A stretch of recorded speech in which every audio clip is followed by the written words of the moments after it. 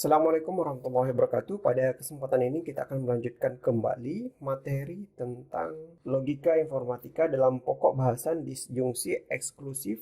Kemudian yang kedua preposisi bersyarat atau kondisional atau juga bisa disebut sebagai implikasi.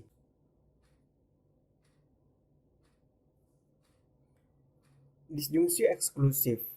Kata atau dalam bahasa Inggrisnya or, dalam operasi logika digunakan dalam salah satu dari dua cara. Cara pertama yaitu dengan menerapkan inclusive or, ya. Dan cara kedua yaitu dengan cara exclusive or. Nah, untuk cara pertama, inclusive or atau berarti P atau Q atau keduanya. Artinya, disjungsi dengan operator atau bernilai benar jika salah satu dari preposisi atomiknya bernilai benar atau keduanya benar. Contoh, tenaga IT yang dibutuhkan harus menguasai bahasa C++ atau Java. Maksud dari pernyataan ini adalah tenaga IT harus mengetahui atau menguasai salah satu dari bahasa C++ ini atau kedua-duanya secara inklusif. Ini sudah kita bahas pada pertemuan sebelumnya, yaitu akan bernilai benar jika salah satu dari pernyataan preposisinya bernilai benar atau kedua-duanya benar, selain itu salah. Kemudian cara kedua yaitu exclusive or. Exclusive or atau berarti P atau Q tetapi bukan keduanya. Disjungsi P dengan Q bernilai benar hanya jika salah satu dari preposisi atomiknya bernilai benar, tetapi bukan pada keduanya. Maksudnya, di sini diberikan contoh, ia dihukum 5 tahun atau denda 10 juta. Salah satu dari pernyataan ini tetapi tidak keduanya. Apakah dia akan dihukum 5 tahun atau hanya didenda 10 juta. Tetapi tidak keduanya, tidak dihukum 5 tahun dan juga denda 10 juta. Atau sebaliknya, hanya denda 10 juta tetapi tidak dihukum 5 tahun. Dan tidak keduanya. Operator logika disjungsi eksklusif, XOR, disimbolkan dengan tanda seperti ini. Tanda tambah di dalam lingkaran, dan tabel kebenarannya adalah seperti berikut. Akan bernilai benar jika salah satu dari preposisi atomiknya bernilai benar. Selain itu salah. Akan bernilai benar jika P-nya true dan Q-nya false, atau P-nya false dan Q-nya true. Nah, bagaimana sih cara menentukan tabel kebenaran ini? Tabel kebenaran ini ditentukan dengan menggunakan rumus dengan 2 pangkat n. Yang mana n di sini adalah variabelnya. Variabelnya ada berapa? Variabelnya di sini ada 2, yaitu P dan Q. Maka di sini 2 pangkat 2 sama dengan 4. Maka ada 4 buah baris. Ada 4 buah baris yang kita perlukan untuk mengisi nilai benar dan salahnya. Ini baris pertama, baris kedua, baris ketiga, dan baris keempat. Nah, untuk menentukan true dan false-nya, ini dibagi sama rata, dibagi 2. Yaitu 4 bagi 2 sama dengan 2. Maka masing-masing true-nya ada 2, false-nya juga ada 2. Yaitu ditulis true, true, dan false, false. Kemudian untuk menentukan key-nya, yaitu dibagi dari yang sebelumnya, nilai yang sebelumnya dibagi 2. Yaitu true-nya 1 kali, false-nya 1 kali, kemudian true 1 kali, false, dan 1 kali. Ya. Nah, berikutnya, preposisi bersyarat atau kondisional atau implikasi. Tabel kebenaran implikasi ini diberikan seperti berikut. Ya. Diberikan 2 buah preposisi atomik, P dan Q. P implies Q atau P implikasi Q akan bernilai salah jika preposisi atomik pertamanya bernilai benar dan berikutnya salah. Ini akan bernilai salah jika P-nya true dan Q-nya false. Selain itu benar. Bentuk preposisi jika P maka Q. Bisa diartikan bahwa jika P maka Q. Notasinya adalah seperti ini. Tanda panah ke depan. P bisa diartikan sebagai hipotesis atau antecedent atau premis atau juga bisa dikatakan sebagai kondisi. Sedangkan Q disebut sebagai konklusi atau konsekuen. Contoh, jika saya lulus ujian, maka saya mendapat hadiah dari ayah. Saya lulus ujian P, saya mendapat hadiah dari ayah Q. Jika P, maka Q. Jika saya lulus ujian, maka saya mendapat hadiah dari ayah. Contoh yang kedua, jika suhu mencapai 80 derajat Celcius, maka alarm akan berbunyi. Contoh 3, jika Anda tidak mendaftar ulang, maka Anda dianggap mengundurkan diri. Ada beberapa cara untuk mengekspresikan implikasi jika P maka Q. Yaitu cara pertama, jika P maka Q, atau jika P Q, P mengakibatkan Q, P implies Q, Q jika P hanya jika Q, P syarat cukup untuk Q atau hipotesis menyatakan syarat cukup, Q syarat perlu bagi P, konklusi menyatakan syarat perlu, Q bila mana P. Untuk mengekspresikan implikasi P dan Q, yaitu diterapkan pada contoh berikut. Jika hari hujan, maka tanaman akan tumbuh subur. Jika tekanan gas diperbesar, mobil melaju kencang. Es yang mencair di kutub mengakibatkan permukaan air laut naik. Orang itu mau berangkat jika ia diberi ongkos jalan. Ahmad bisa mengambil mata kuliah teori bahasa formal hanya jika ia sudah lulus mata kuliah matematika diskrit. Syarat cukup agar pom bensin meledak adalah percikan api dari rokok. Yang ketujuh, syarat perlu bagi Indonesia agar ikut Piala Dunia adalah dengan mengontrak pemain asing kenamaan. Contoh 8, banjir bandang terjadi bila mana hutan ditebangi. Referensi yang saya gunakan untuk materi ini yaitu menggunakan buku yang dikarang oleh Bapak Rinaldi Munir dalam bukunya yaitu Matematika Diskrit, dan yang kedua modul matematika terapan yang sudah dibuat oleh pengampu mata kuliah yaitu Bapak Zaid Romiger Mair. Latihan ketiga, dua pedagang barang kelontong mengeluarkan moto jitu untuk menarik pembeli. Pedagang pertama motonya adalah barang bagus tidak murah, sedangkan pedagang kedua mempunyai mutu barang murah tidak bagus. Apakah kedua moto pedagang tersebut menyatakan hal yang sama atau ekivalen? Nah, untuk menentukan apakah di sini moto pedagang A dan pedagang B ini memiliki simpulan yang sama, maka kita memerlukan tabel kebenaran.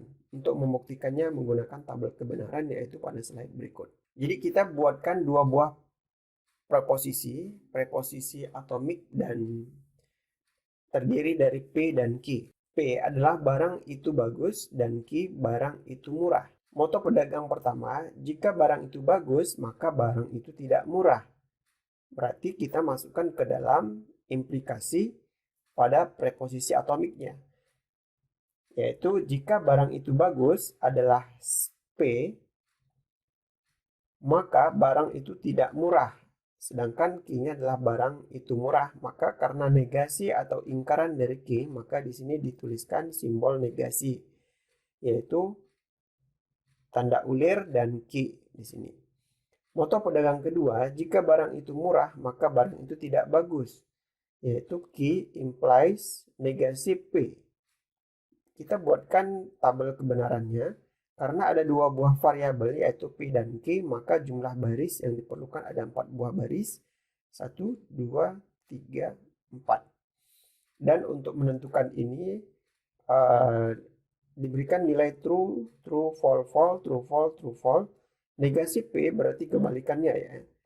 Kalau di sini nilainya true, true, maka di negasi P-nya adalah kebalikan dari P-nya yaitu false, false, true, true. Kemudian negasi Q, kebalikan dari Q, false true, false true. Nah, P implies negasi Q. P ini diimplikasikan dengan negasi Q. akan bernilai salah jika pernyataan P true dan pernyataan Q-nya false. Selain itu benar. Nah, kita lihat di sini kolom pertama dan kolom keempat. True, false, false. True, true, true. False, false, true. False, true, true.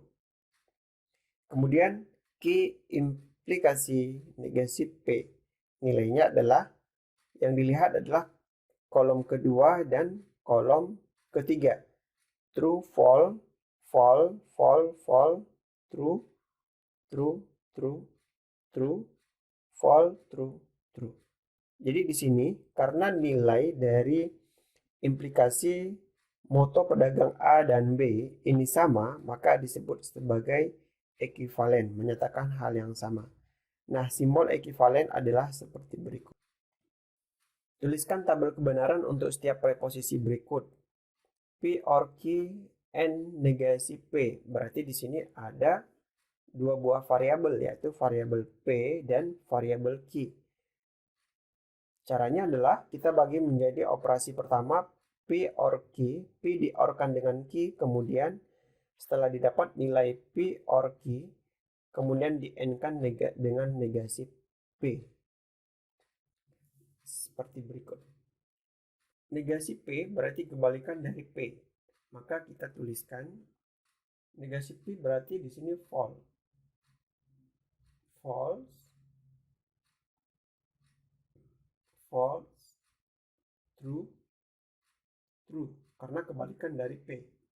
P or Q akan bernilai salah jika kedua-duanya salah. Selain itu benar. Kita lihat P or Q di sini kolom kedua dan kolom pertama dan kolom kedua. True, true nilainya true. Kemudian true dan false nilainya true. False dan true nilainya true. False dan false nilainya false. Kemudian P or Q and negasi P. Berarti kolom keempat dan kolom ketiga. N. N ini akan bernilai benar jika kedua-duanya benar. Selain itu salah. Kita lihat ini true dan false. Berarti false. True dan false nilainya false. True dan true nilainya true. False dan true nilainya false. Ini merupakan tabel kebenaran untuk soal yang A. Soal berikutnya. Negasi P and Q or negasi Q or R. Nah, di sini ada tiga buah variabel di sini P, Q, dan R. Berarti 2 pangkat 3. 2 pangkat 3 artinya ada 2 kali 2 kali 2. Ada 8 baris. Ya, ada 8 baris nilai untuk masing-masing preposisi atomik P, Q, dan R. Ya. Seperti yang ditunjukkan pada tabel berikut. Ada 8, kita bagi 2 untuk nilai P. Berarti P-nya ada 4 berupa true dan P ada 4 berupa false. Untuk Q-nya dibagi 2 dari banyaknya nilai sebelumnya, yaitu true 2 kali, false-nya 2 kali, dan seterusnya sampai ke bawah. Untuk R, bagi 2 dari nilai sebelumnya, yaitu dari nilai Q, yaitu true, false, seterusnya sampai ke bawah. Kemudian, untuk negasi Q berarti kebalikan dari Q. False, false, true. Ini false ya, ini true berarti kebalikannya. Ini false, false, dan true, true. PNQ. PNQ berarti kolom pertama di-N-kan dengan kolom kedua. Akan bernilai benar jika pernyataan keduanya benar. Selain itu salah. True dan true, true. True, true, true. Ini false. False sampai ke bawah. Karena kedua-duanya tidak ada yang benar ya.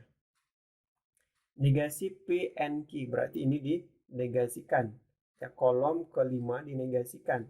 Kebalikannya ini fall sampai ke bawah true. True, true, true, true. OR itu akan bernilai salah jika kedua-duanya salah. Negasi Q di-OR-kan dengan R. Berarti ini salah, baris kedua salah, baris ke-6 juga salah. Selain itu benar. True, true, true, true, true, dan true.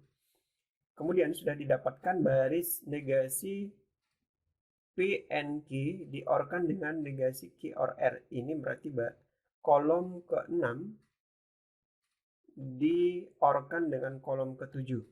Di-OR-kan dengan kolom ke-7 akan bernilai salah jika kedua-duanya salah. Ini salah, selain itu benar. True, true, true, true, true, true, true. Contoh ketiga. Contoh ketiga berarti ini kita buatkan dulu. Contoh ketiga, negasi P berarti kebalikan dari P, false, false, true, true. Negasi Q, fall, true, fall, true. Ya, kebalikan dari ini, kebalikan dari Q-nya. Negasi P di-OR-kan dengan negasi Q. Negasi P di-OR-kan dengan negasi Q di sini. OR itu akan bernilai salah jika kedua-duanya salah. Ini salah, ini benar. Semuanya benar. Kemudian setelah didapatkan di kolom ke-5, ini kita OR-kan dengan P. OR-kan dengan P. Semuanya benar ya, karena tidak ada yang nilai kedua-duanya false. Contoh berikutnya yang D. Nah, untuk contoh yang E dan F ini silahkan dikerjakan. Buatlah tabel kebenaran untuk setiap preposisi E dan F.